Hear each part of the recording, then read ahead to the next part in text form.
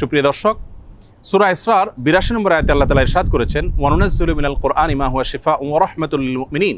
যার অর্থ হলো, আমি কোরআনে কারীমের এমন সব আয়াতসমূহ, সূরাসমূহ নাজিল করি যার মাঝে রয়েছে ঈমানদারদের জন্য আরোগ্য লাভের মাধ্যম এবং তাদের জন্য রহমত তথা আল্লাহর পক্ষ থেকে করুণা। এই আয়াতের ব্যাখ্যা মুফাসসিরদের অনেকেই বলেছেন, এখানে আল্লাহ রাব্বুল আলামিন আত্মিক রোগসমূহ থেকে আরোগ্য লাভের মাধ্যমের কথা বুঝিয়েছেন, অর্থাৎ কোরআনের প্রেসক্রিপশনকে অনুসরণ করার মাধ্যমে মানুষ প্রকৃত মানুষে পরিণত হয়, মানবীয় গুণাবলী অর্জন করে মানুষ আল্লাহর রাব্বুল আলামিনের প্রিয় পাত্রে পরিণত হয়। এর ব্যাখ্যা অনেক মুফাসসিররা এও বলেছেন যে এর মাধ্যমে আল্লাহ রাব্বুল আলামিন আত্মিক রোগসমূহ থেকে মুক্তির পাশাপাশি শারীরিক যে রোগসমূহ আছে সেগুলো থেকেও মুক্তির পথ আল্লাহ রাব্বুল আলামিন আমাদেরকে বাতলে দেন। সেগুলোকে আবিষ্কার করে খুঁজে বের করে যথাযথভাবে আমল করার মাধ্যমে উপকৃত হওয়াটাই হলো আমাদের জন্য মূল বিষয়। আজ আমরা কোরআনে কারীমের এমন একটি সূরা আপনাদের সঙ্গে শেয়ার করতে চাই যে সূরার অপর নামই হলো সূরাতুশ শিফা বা আরোগ্য লাভের সূরা।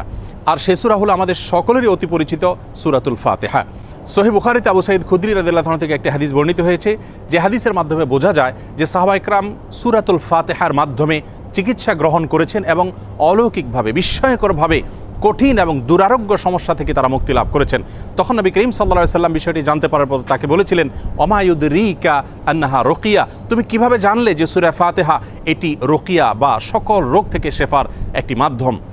এজন্য এই সূরা সম্পর্কে উলামায়ে কেরাম বলে থাকেন যে সূরা ফাতিহার মাধ্যমে যে কোনো রোগ বালাই থেকে, যে কোনো বিপদ আপদ থেকে, যে কোনো অসুখ বিসুখ থেকে মুক্তি লাভের মাধ্যম হিসাবে আমরা এটিকে ব্যবহার করতে পারি।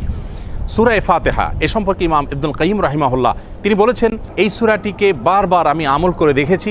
আমার জীবনে যখনই কঠিন কোনো ব্যথায় আমি আক্রান্ত হয়েছি, কাতর হয়েছি, তখনই এই সূরা পাঠ করে ফু দিয়ে সে ব্যথার জায়গাকে মুছেছি। আল্লাহ রাব্বুল আলামিন বিস্ময়করভাবে, অলৌকিকভাবে আমাকে সুস্থতা এবং আরোগ্য দান করেছেন।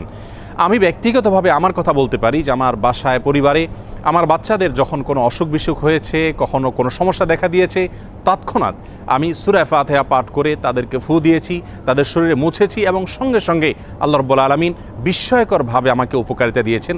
আর এরকম ঘটনা আমার জীবনে ২-৪ বার নয়, বরং অগণিতবার ঘটেছে। এজন্য সূরা ফাতিহা এটিকে যদি কেউ যথাযথভাবে আমল করতে পারেন, সে আস্থা এবং বিশ্বাস আল্লাহ তাআলার প্রতি থাকে, তাহলে সেক্ষেত্রে অবশ্যই এর মাধ্যমে যে কোনো দুরারোগ্য ব্যাধি থেকে পর্যন্ত আমরা আরোগ্য লাভের মাধ্যম হিসাবে এটিকে ব্যবহার করতে পারি।